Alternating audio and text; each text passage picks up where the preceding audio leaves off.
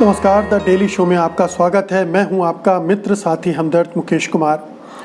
दोस्तों, कंगना रनावत के मामले में शिवसेना सरकार या शिवसेना के नेता जिस तरह से पेश आ रहे हैं, उसको लेकर बहुत सारे सवाल खड़े हो रहे हैं कि क्या कंगना रनौत से निपटते हुए, जूझते हुए उन्हें इस तरह के काम करने चाहिए या नहीं करने चाहिए। क्या बीएमसी को उनके घर में, दफ्तर में तोड़-फोड़ करनी चाहिए या नहीं करनी चाहिए, या एयरपोर्ट पर कंगना रनौत के खिलाफ प्रदर्शन करने चाहिए, या शिवसेना के जो नेता हैं उन्हें जिस भाषा में उन्होंने बयान दिए हैं, क्या उन्हें उस भाषा का इस्तेमाल करना चाहिए। बेशक कंगना रनौत बहुत ही आक्रामक ढंग से उकसाने वाली भाषा में बात कर रही हूँ, लेकिन क्या उन्हें भी इसी तरह से व्यवहार करना चाहिए। ये कुछ सवाल उठ रहे हैं और इसके दूसरे पक्ष भी हैं कि एक पक्ष ये भी मानता है कि हाँ, जैसे को तैसा व्यवहार होना चाहिए। कंगना रनौत जिस तरह से व्यवहार कर रही वैसा ही उसे उनके शिवसेना की तरफ से पलटवार होगा ही और जवाब भी मिलेगा। सवाल उठता है कि क्या शिवसेना की ये रणनीति ठीक है। कंगना रनौत के मुताल्लिक क्या वो जिस तरह से पेश आ रही है उससे उसका कोई फ़ायदा होगा या नुकसान होगा, या जिस सरकार का वो नेतृत्व कर रही है उसकी छवि किस तरह से बनेगी। ये कुछ सवाल हैं जिस पर आज हम अपने इस कार्यक्रम में बात करेंगे। लेकिन पहले आपसे एक गुजारिश करना चाहेंगे। गुजारिश ये है कि हम सब जानते हैं कि गोदी मीडिया किस तरह की भूमिका अदा कर रहा है, किस तरह की सरकार परस्ती दिखा रहा है, किस तरह की खबरों को तोड़ता मरोड़ता या पेश करता है। लेकिन रास्ता क्या है? रास्ता एक ही है कि आप और हम स्वतंत्र पत्रकारिता को मजबूती प्रदान करें, उसके साथ खड़े हों। सत्य हिंदी की सदस्यता योजना इसी दिशा में एक बड़ा कदम है। इसमें आर्थिक योगदान करके आप स्वतंत्र पत्रकारिता को मजबूती प्रदान कर सकते हैं। इसके लिए आपको इस वीडियो के साथ दिए गए डिस्क्रिप्शन में जाना है, उसमें एक लिंक है, उसको क्लिक करना है और उसके बाद आपके पास बहुत सारे विकल्प आएंगे, तो आप कोई भी एक सदस्यता अपनी मर्ज़ी से चुन सकते हैं। हमें उम्मीद है कि ऐसे नाजुक वक्त में आप स्वतंत्र पत्रकारिता के हाथ मजबूत करने के लिए इस दिशा में कदम ज़रूर उठाएंगे। तो आइए अब मुद्दे पर लौटते हैं। मुद्दा ये है कि क्या शिवसेना की रणनीति कंगना रनावत से निपटने के मामले में दुरुस्त है। ऐसे थोड़ा सा पहले गहराई से इस तरह से देखा जाए कि शिवसेना किस तरह की पार्टी रही है, किस तरह का उसका एजेंडा रहा है, किस तरह से वो फंक्शन करती रही है। हम सब जानते हैं कि शिवसेना दरअसल एक बहुत अनुशासित पार्टी नहीं रही है, बहुत ज़्यादा मर्यादित पार्टी नहीं रही है, बहुत ज़्यादा लोकतांत्रिक पार्टी नहीं रही है। उसमें एक नेता एक झंडा वाला मामला रहा है और एक तरह से वो पूरी पार्टी इस तरह से व्यवहार करती रहती है जैसे वो एक गुंडों का समूह हो, एक राजनीतिक दल होने के बजाय। और इसलिए उसमें वो संस्कृति विकसित नहीं हो पाई है जो कि एक राजनीतिक दल में होनी चाहिए, एक लोकतंत्र के ढांचे के तहत। इसीलिए हम ये देखते हैं कि जैसे ही कंगना रनौत ने आक्रमण किया महाराष्ट्र की पुलिस पर, तुरंत शिवसेना के जो नेता हैं उन पर पिल पड़े और उनकी भाषा भी उसी तरह की थी जैसे वो विपक्ष में रहते हुए इस्तेमाल करते थे, चाहे वो संजय राउत हो या कोई दूसरे नेता हों। और फिर जब कंगना रनौत और ज़्यादा उत्तेजना पैदा करने वाले बयान देने लगी और चैलेंज करने लगी, तो महाराष्ट्र की सरकार का नेतृत्व कर रहे उद्धव ठाकरे उस दिशा में आगे बढ़े और उनकी जो पार्टी बीएमसी में काबिज़ है मुंबई में, उसने उनके घर में तोड़फोड़ कर दी। तो एक तरह से लगातार एक तरफ से उकसाने वाली कार्रवाई हुई और दूसरे तरफ से उसका जवाब उसी अंदाज में देने की कोशिश की शिवसेना ने, क्योंकि शिवसेना का मूल चरित्र जो है वो यही है। वो एक रिएक्शनरी फोर्सेस है, प्रतिक्रियावादी पार्टी है जो प्रतिक्रिया करती है। अगर कहीं से क्रिया हुई है तो उसको उसी अंदाज में लेती है और इसे ये उसका चरित्र बन गया है, क्योंकि ये एक आक्रामकता उसमें हमेशा से रही है। वो आक्रामकता दिखाकर ही अपना वोट बैंक बनाती रही है। एक मराठा राष्ट्रवाद जो उसके अंदर रहा है और जिसको वो शिवाजी से जोड़कर एक आक्रामकता का चूल्हा पहनाती है और हमेशा एक हिंसा और नफ़रत के सहारे उसको आगे बढ़ाने की कोशिश करती है।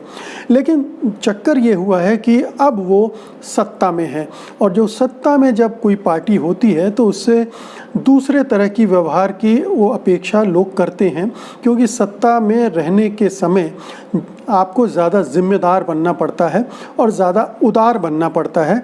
आप एक संविधान के तहत, संवैधानिक ढांचे के तहत आप काम कर रहे होते हैं। आप उस तरह की हरकतें नहीं कर सकते हैं जो सत्ता से बाहर रहते हुए या विपक्ष में रहते हुए करते हैं। हालांकि वहाँ भी नहीं करना चाहिए, लेकिन वहाँ फिर भी एक गैर जिम्मेदाराना व्यवहार चल जाता है। जैसे कंगना रनावत अभी विपक्ष की तरह भूमिका निभा रही हैं। वो बीजेपी के निश्चित रूप से बीजेपी के गेम प्लान का हिस्सा हैं। बीजेपी की तरफ से उनको मदद मिल रही है, बीजेपी की तरफ से उन्हें Y+ सुरक्षा दी गई है। बीजेपी के नेता उनका समर्थन करते हैं।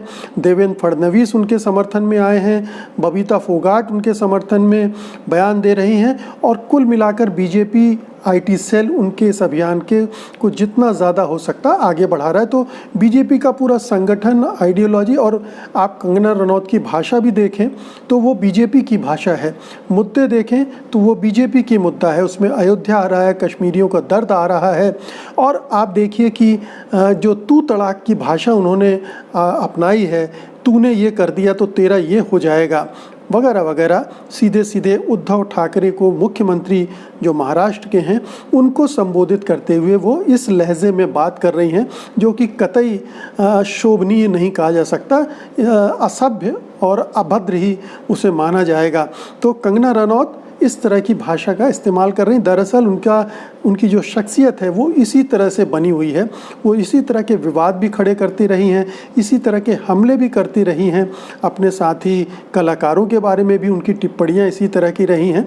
तो वो उकसाने वाली, आक्रामकता के साथ इस तरह से व्यवहार करने वाली, और कई बार लोगों का कहना है कि उनकी जो मानसिक संतुलन है उसमें भी कहीं कुछ गड़बड़ है, हमें पता नहीं है, लेकिन ये पक्ष भी उनका रहा है। तो कंगना रनावत एक विपक्षी नेता की तरह व्यवहार कर रही हैं, और उसमें चूंकि वो उस हद तक जा सकती हैं, तमाम लक्ष्मण रेखाएं भी क्रॉस कर सकती हैं, वो कर रही हैं। लेकिन ये लक्ष्मण रेखाएं, ये मर्यादाएं लांघने की छूट राज्य सरकार को नहीं होती है, केंद्र सरकार को नहीं होती है। वो अपोजिशन में उसके अंदर रहा है, और जिसको वो शिवाजी से जोड़कर एक आक्रामकता का चूल्हा पहनाती है, और हमेशा एक हिंसा और नफ़रत के सहारे उसको आगे बढ़ाने की कोशिश करती है। लेकिन चक्कर ये हुआ है कि अब वो सत्ता में है, और जो सत्ता में जब कोई पार्टी होती है तो उससे दूसरे तरह की व्यवहार की वो अपेक्षा लोग करते हैं, क्योंकि सत्ता में रहने के समय आपको ज़्यादा जिम्मेदार बनना पड़ता है और ज़्यादा उदार बनना पड़ता है। आप एक संविधान के तहत, संवैधानिक ढांचे के तहत आप काम कर रहे होते हैं। आप उस तरह की हरकतें नहीं कर सकते हैं जो सत्ता से बाहर रहते हुए या विपक्ष में रहते हुए करते हैं। हालांकि वहाँ भी नहीं करना चाहिए, लेकिन वहाँ फिर भी एक गैर जिम्मेदाराना व्यवहार चल जाता है। जैसे कंगना रनावत अभी विपक्ष की तरह भूमिका निभा रही हैं। वो बीजेपी के निश्चित रूप से बीजेपी के गेम प्लान का हिस्सा हैं। बीजेपी की तरफ से उनको मदद मिल रही है, बीजेपी की तरफ से उन्हें Y+ सुरक्षा दी गई है। बीजेपी के नेता उनका समर्थन करते हैं। देवेंद्र फडणवीस उनके समर्थन में आए हैं, बबीता फोगाट उनके समर्थन में बयान दे रही हैं, और कुल मिलाकर बीजेपी IT सेल उनके इस अभियान के को जितना ज़्यादा हो सकता आगे बढ़ा रहा है। तो बीजेपी का पूरा संगठन, आइडियोलॉजी, और आप कंगना रनौत की भाषा भी देखें तो वो बीजेपी की भाषा है, मुद्दे देखें तो वो बीजेपी की मुद्दा है। उसमें अयोध्या आ रहा है, कश्मीरियों का दर्द आ रहा है, और आप देखिए कि जो तू तड़ाक की भाषा उन्होंने अपनाई है, तूने ये कर दिया तो तेरा ये हो जाएगा, वगैरह वगैरह, सीधे सीधे उद्धव ठाकरे को, मुख्यमंत्री जो महाराष्ट्र के हैं, उनको संबोधित करते हुए वो इस लहजे में बात कर रही हैं, जो कि कतई शोभनीय नहीं कहा जा सकता, असभ्य और अभद्र ही उसे माना जाएगा। तो कंगना रनौत इस तरह की भाषा का इस्तेमाल कर रही। दरअसल उनकी जो शख्सियत है वो इसी तरह से बनी हुई है। वो इसी तरह के विवाद भी खड़े करती रही हैं, इसी तरह के हमले भी करती रही हैं, अपने साथी कलाकारों के बारे में भी उनकी टिप्पणियाँ इसी तरह की रही हैं। तो वो उकसाने वाली, आक्रामकता के साथ इस तरह से व्यवहार करने वाली, और कई बार लोगों का कहना है कि उनकी जो मानसिक संतुलन है उसमें भी कहीं कुछ गड़बड़ है, हमें पता नहीं है, लेकिन ये पक्ष भी उनका रहा है। तो कंगना रनावत एक विपक्षी नेता की तरह व्यवहार कर रही हैं, और उसमें चूंकि वो उस हद तक जा सकती हैं, तमाम लक्ष्मण रेखाएं भी क्रॉस कर सकती हैं, वो कर रही हैं। लेकिन ये लक्ष्मण रेखाएं, ये मर्यादाएं लांघने की छूट राज्य सरकार को नहीं होती है, केंद्र सरकार को नहीं होती है। वो अपोजिशन में रह के अयोध्या में जाकर बाबरी मस्जिद का ध्वंस कर देती है, लेकिन सत्ता में आने के बाद वो ये नहीं कह सकती है कि ये सही काम हुआ है। वो यही कहेगी कि जो सुप्रीम कोर्ट का फैसला होगा वो सबको मान्य होगा। तो एक दूसरे तरह की जो बंधन सत्ता में आने के बाद हो जाते हैं, वो ध्यान रखना चाहिए। तो एक तो ये सत्ता में रहने की अपनी एक मजबूरियां होती हैं, और एक ज़रूरत भी होती है, उसका शिवसेना ख्याल नहीं रख रही है, जो कि बहुत अखरने वाली बात है। उन्हें प्रतिशोध के अंदाज में काम नहीं करना चाहिए, जैसा कि उनके घर के तोड़फोड़ के मामले में उसने किया। उनके नेताओं को उस तरह के बयान नहीं देना चाहिए, थोड़ा संयमित, बल्कि इस स्ट्रेटजी को बदलना चाहिए, क्योंकि इस स्ट्रेटजी से फ़ायदा किसको हो रहा है? कंगना रनौत को, क्योंकि सारा ध्यान कंगना रनौत को मिल रहा है। जितना आप प्रतिक्रिया करते हैं उतनी ही उनको सुर्खियाँ मिलती हैं, उतने ही कंगना रनौत को मौके मिलते हैं आप पर हमला करने के। तो आप उनके अखाड़े में खेल रहे हैं, और जब आप दूसरे के अखाड़े में खेलते हैं तो आपकी जीत लगभग असंभव हो जाती है, क्योंकि अपने अखाड़े में पहलवान ही होता है। तो कंगना रनौत अपने अखाड़े में शिवसेना को खींच रही है, और शिवसेना वहाँ खींची चली जा रही है, क्योंकि ये उसके स्वभाव का भी हिस्सा है कि वो इसी अंदाज में जूझती रही है अपने प्रतिद्वंदियों से, अपने विरोधियों से। लेकिन अब चूंकि सिनेरियो दूसरा है, वो एक सरकार का नेतृत्व कर रही है, और उस सरकार को चलाना है, और उस सरकार को अस्थिर करने की कोशिशें हर तरफ से हो रही हैं, चाहे वो सुशांत राजपूत का मामला हो, चाहे कंगना रनौत का जो एग्रेसिव पोस्चर है वो हो, या दूसरे तरीके से बीजेपी और केंद्र सरकार उनकी सरकार को गिराने की कोशिश कर रही है। अब तो गवर्नर कोश्यारी साहब भी उसमें कूद पड़े हैं, वो भी सेंट्रल गवर्नमेंट को रिपोर्ट भेजने की बात कर रहे हैं बीएमसी के, जबकि उनका कुछ लेना देना नहीं है। कोश्यारी तो खैर अब अपनी तमाम विश्वसनीयता खो चुके हैं, अपनी तमाम प्रतिष्ठा गंवा चुके हैं। जिस तरह से उन्होंने फडणवीस को शपथ दिलाई थी, उसके बाद से वो राज्यपाल होने के लायक भी नहीं है। बेशक वहाँ पर कृपा से जमे हुए हैं, चूँकि केंद्र में सत्ता उनकी है, लेकिन उनकी अब प्रतिष्ठा कुछ भी रह नहीं गई है। लेकिन वो जाहिर है कि बीजेपी की कठपुतली हैं, तो वो अपनी भूमिका तो अदा करेंगे ही। सवाल उठता है कि शिवसेना उनको ये मौका क्यों दे रही है, शिवसेना कंगना रनौत को मौका क्यों दे रही है। शिवसेना ऐसे मौके पर जब उसे पूरा ध्यान कोरोना क्राइसिस से निपटने के लिए में लगाना चाहिए, जो महाराष्ट्र की अर्थव्यवस्था ढह रही है उस पर केंद्रित करना चाहिए, ऐसे में एक कहना चाहिए कि मानसिक रूप से विचलित एक महिला पर इस तरह से हमले करने से उसे कुछ भी हासिल नहीं होगा, नुकसान ही लगातार हो रहा है। तो ऐसे में शरद पवार का जो मंत्र है, जो उन्होंने सूक्ति दी है, उसको ध्यान में रखना चाहिए, सूत्र को ध्यान रखना चाहिए कि बेहतर हो कि वो अपने काम पर फोकस करें। शरद पवार ने कहा कि मुंबई में और भी बहुत सारे ऐसे जो अतिक्रमण हुआ है उसके खिलाफ भी कार्रवाई कीजिए। फिर एक को सिंगल आउट करने से समझ में आ जाता है कि आप ये प्रतिशोधवश कार्रवाई कर रहे हैं, तो इससे बचना चाहिए। तो ये एक तरह से शरद पवार ने, जो कि जिन्हें कि संजय राउत कह चुके हैं कि हमारी सरकार के हेड मास्टर हैं, उन्होंने आपको बता दिया है कि आप उस तरफ मत जाइए, और शिवसेना के लिए यही बेहतर होगा कि वो अपने काम पर ध्यान लगाए। कंगना रनौत को जो करना हो करने दे, बयानबाजी करेंगी और क्या कर सकती हैं, इससे ज़्यादा उनके हाथ में नहीं है। कोर्ट कचहरी कर सकती हैं और कुछ नहीं कर सकती हैं। वो थोड़ा हंगामा करेंगी, थोड़ा नौटंकी करेंगी, इससे ज़्यादा उनके हाथ में नहीं है। तो उनको अगर अनदेखी करेगी शिवसेना तो इसमें उसका भला है, अगर उनसे उलझेगी तो मामला बढ़ता जाएगा और बढ़ते बढ़ते वो कहाँ जाएगा। और आपके प्रति जो जनता की हमदर्दी है या जो जन समर्थन अभी साथ में है, धीरे धीरे हो सकता है कि आप उनको खोते जाएं, क्योंकि आप सत्ता में सत्ता को चला सकते हैं, सरकार को चला सकते हैं गंभीरतापूर्वक। ये विश्वास भी इसके साथ जनता के अंदर से घटने लगता है जब आप शासन प्रशासन से ध्यान हटाकर इस तरह की हथकंडों में उलझने लगते हैं जो दूसरे दलों द्वारा करवाए जा रहे हैं।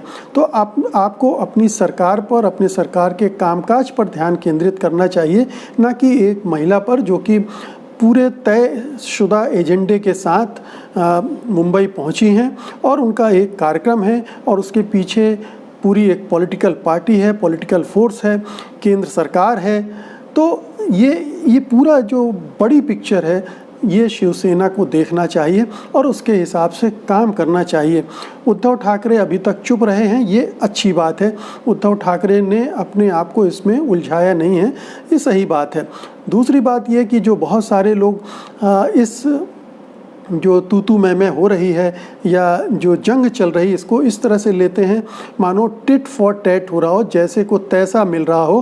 कंगना ने जैसा किया वैसे उसी तरह से जवाब शिवसेना की तरफ से मिल रहा है ना। ये शिवसेना या जो महाराष्ट्र सरकार है उसमें और कंगना रनौत में कोई मैच नहीं है, कोई मुकाबला नहीं है और ना ही इस मुकाबले में उसको उतरना चाहिए, क्योंकि ये सरकार का काम किसी एक व्यक्ति के आरोपों से लड़ना जूझना नहीं है। उसके लिए अपनी पार्टी है और पार्टी को भी एक मर्यादा के अंदर रहकर लक्ष्मण रेखाओं का ध्यान रखकर प्रतिक्रिया करनी चाहिए, ना कि मामले को और उकसाने वाली स्थिति तक ले जाना चाहिए जिससे कि दूसरे विपक्ष को फ़ायदा हो। तो उम्मीद है कि शरद पवार ने जो मंत्र दिए हैं, शरद पवार की देखरेख में कहा जा रहा है कि ये सरकार चल रही है, शरद पवार बहुत परिपक्व नेता हैं, वो उनकी समझदारी का इस्तेमाल करते हुए शिवसेना अब अपने आप को नियंत्रित और संयमित ढंग से अगर व्यवहार कर पाए तो जाहिर है कि कंगना रनौत का जो गुब्बारा है वो कुछ समय में धीरे धीरे उसकी हवा निकलनी शुरू हो जाएगी। और वैसे भी ये जो पूरी गर्माहट है, हमें लगता है कि ये बिहार चुनाव को लेकर ज़्यादा है, क्योंकि सुशांत सिंह राजपूत के मामले को बिहार में जेडीयू और बीजेपी भुनाने की भरपूर कोशिश कर रहे हैं। उनके चुनाव प्रचार की सामग्री में सुशांत सिंह राजपूत आ चुके हैं, चुनाव प्रचार में उनका जिक्र हो रहा है इन पार्टियों की तरफ से। तो उस मामले को गरमाते हुए अब कंगना रनावत भी उतर पड़ी है और वो भी उसको हवा देंगी। तो कोशिश ये की जा रही है कि बिहार चुनाव में इसका इस्तेमाल भरपूर तरीके से किया जाए। बिहारियों के मन में अगर कहीं महाराष्ट्र में और शिवसेना के खिलाफ जो गुस्सा है उसको इस्तेमाल किया जाए बिहार चुनाव में, तो एक मुद्दे के तौर पर इस्तेमाल करने की कोशिश हो रही है। तो बिहार चुनाव के निपटते तक ये कंगना रनौत भी निपट जाएंगी, उनका गुब्बारा फूट पड़ेगा तब तक। इसलिए बहुत ही संयम के साथ और अपना ध्यान राजकाज में लगाते हुए, ना कि किसी व्यक्ति विशेष पर अनावश्यक आक्रमण करते या उसके आक्रमण में उलझते हुए अपना वक्त बर्बाद करना और अपनी छवि को कमज़ोर करना, जो कि पहले से ही शिवसेना की छवि कोई बहुत अच्छी नहीं है। हम सब जानते हैं कि वो उसकी रीति नीति क्या रही है और जाहिर है कि उसमें बहुत सारी कमियां हैं जिस पर अटैक करने का मौका विपक्ष के नेताओं को मिलेगा, विपक्षी दलों को मिल सकता है। तो एक तरह से खुद ही अगर शिवसेना उनके जाल में फंसी तो और भी ज़्यादा उन्हें आक्रमण के मौके देती रहेगी। तो इससे बचने के लिए बेहतर एकमात्र सूत्र कि आप अपने कामकाज पर ध्यान दीजिए। कंगना रनौत आएंगी, चीखेंगी, चिल्लाएंगी और फिर धीरे धीरे शांत हो जाएंगी, क्योंकि उनके पास और कुछ कहने को होगा नहीं। अब ये कुछ चीज़ें हैं जो शिवसेना के बारे में कहा जाता है कि वो आमतौर पर कई तरीक़ों से नियंत्रित करती है राजनीति को और अपने विरोधियों को। इसमें से एक ये है कि जो एक्टर या एक्ट्रेस उनके खिलाफ बोलते हैं उनको फिल्में मिलना बंद हो जाता है, काम मिलना बंद हो जाता है। तो शायद शिवसेना के साथ भिड़ करके कंगना रनावत वो अपॉर्चुनिटी खो रही हैं, लेकिन शायद इसका मन भी वो बना चुकी हैं क्योंकि उनकी कई फिल्में फ्लॉप हो चुकी हैं और अब उनका फिल्मी करियर आगे बढ़ पाएगा नहीं बढ़ पाएगा, इस पर ढेर सारे प्रश्न चिन्ह लगे हैं।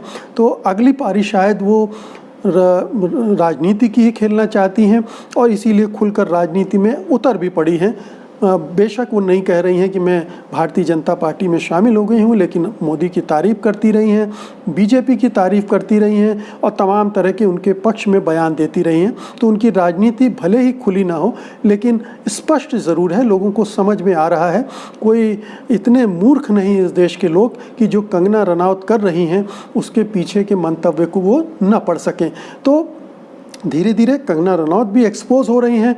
अब ये तय है कि वो अपना करियर राजनीति में ही ढूंढेंगी या किसी भी तरह से, हो सकता है राज्यसभा में जाने की कोशिश करें या दूसरे जो प्रसाद मिलते हैं सत्ता के दरबार में, मोदी साहब जिन पर कृपा करते हैं तो किसी और तरह से उन पर कृपा हो सकती है। खैर ये दूसरा पक्ष है, लेकिन सवाल ये है कि शिवसेना की रणनीति क्या हो। तो रणनीति वही हो सकती है जो अभी हमने आपसे डिस्कस की है कि सीधे सीधे टकराने का कोई अर्थ नहीं है, अपने कामकाज पर ध्यान लगाना ही एकमात्र सीधी और सच्ची और सरल रणनीति है। इसी से महाराष्ट्र का भला होगा, इसी से सरकार स्मूथली चलेगी और इसी से जो समस्याएं हैं महाराष्ट्र की उनसे निपटा जा सकेगा। तो मित्रों, ये थी आज की मेरी वीडियो रिपोर्ट। उम्मीद है कि आपको अच्छी लगेगी। आप इसे लाइक करेंगे, आप इसे शेयर करेंगे और जिन्होंने अभी तक satyhindi.com को सब्सक्राइब नहीं किया है वो इसे सब्सक्राइब भी करेंगे। अब मुझे इजाज़त दीजिए, नमस्कार। सत्य हिंदी के और वीडियोस को देखने के लिए हमारे YouTube चैनल को सब्सक्राइब करें और सीधे नोटिफिकेशन पाने के लिए बेल आइकन दबाएं।